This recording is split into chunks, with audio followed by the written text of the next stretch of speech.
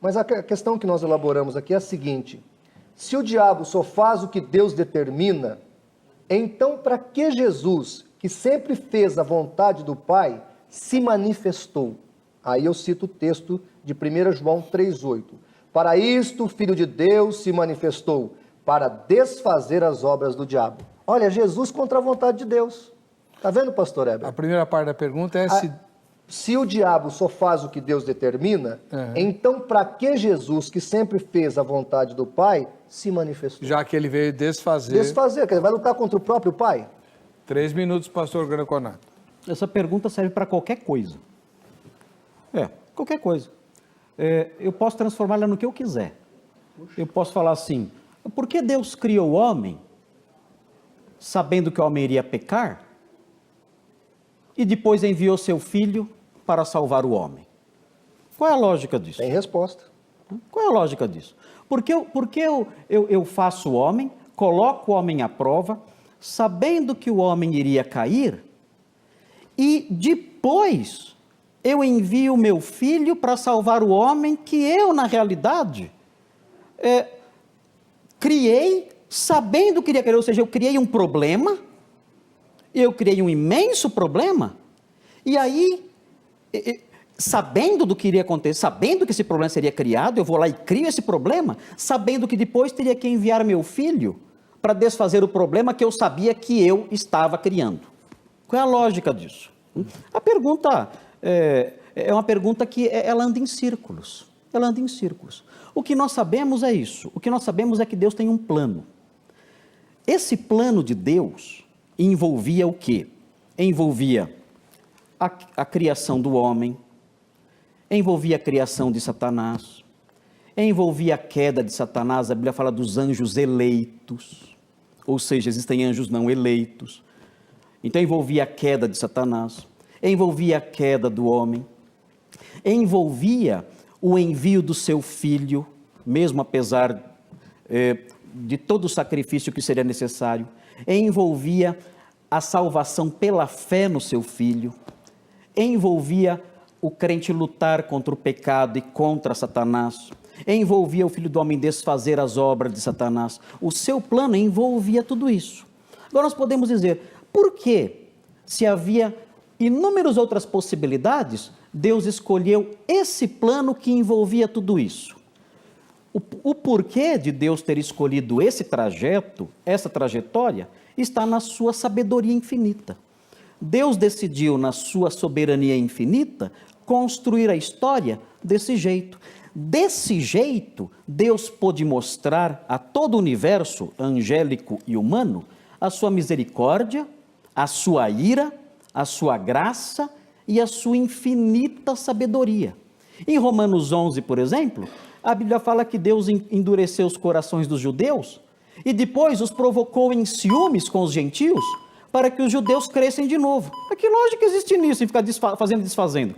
Paulo fala, olha, isso aí é uma demonstração da sua infinita sabedoria. Ele termina o capítulo 11 dizendo, ó profundidade de riqueza, que sabedoria infinita. Ele poderia fazer de outro jeito, mas ele decidiu fazer desse jeito. E a resposta a isso reside na sua infinita sabedoria, que decidiu que essa forma de agir seria uma forma de agir que manteria a sua glória. Bom, Pastor, posso falar a mais que ele falou também? o senhor vai ter 30 segundos a mais no seu mas comentário. eu preciso de um sinalzinho antes, aí não preciso.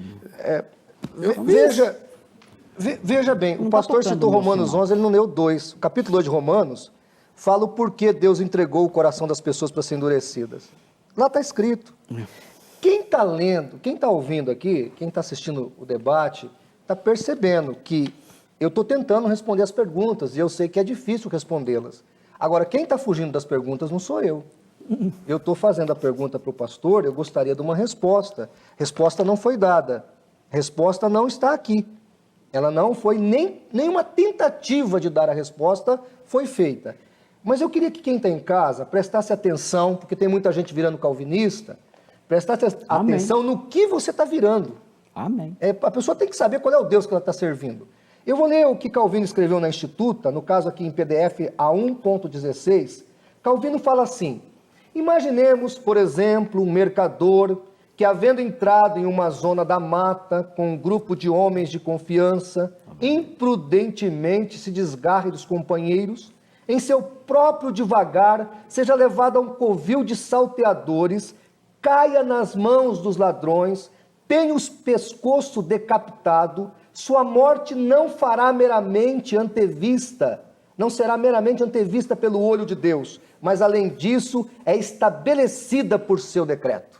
Eu queria saber qual é o pastor calvinista que chega diante de uma mãe que teve o filho de 5 anos de idade estuprado, esquartejado, violentado, abusado, aquela mãe que chega diante do pastor e fala: pastor, perdi o meu filho, o ladrão pegou lá, o salteador pegou o meu filho, o estuprador, matou, esquartejou, violentou, fez todo o mal, e esse pastor vai olhar para essa mulher e falar: minha senhora, aconteceu tudo isso para o beneplácito de Deus.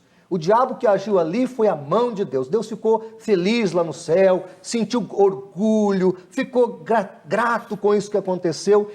Eu queria saber qual é o pastor que tem coragem de falar isso para uma mãe fragilizada, para uma mãe que chega diante do pastor, compartilha uma tragédia dessa, se ele vai falar esse tipo de coisa. E eu, como apologista, pastor Heber, às vezes eu escuto alguns calvinistas aqui falar, me dá até um arrepio na espinha, porque eu combato muitos ateus, eu vou muito para o campo de batalha, e a Bíblia manda batalhar pela fé que uma vez foi entregue aos santos. Judas, versículo 3. Deus pede para que nós batalhemos.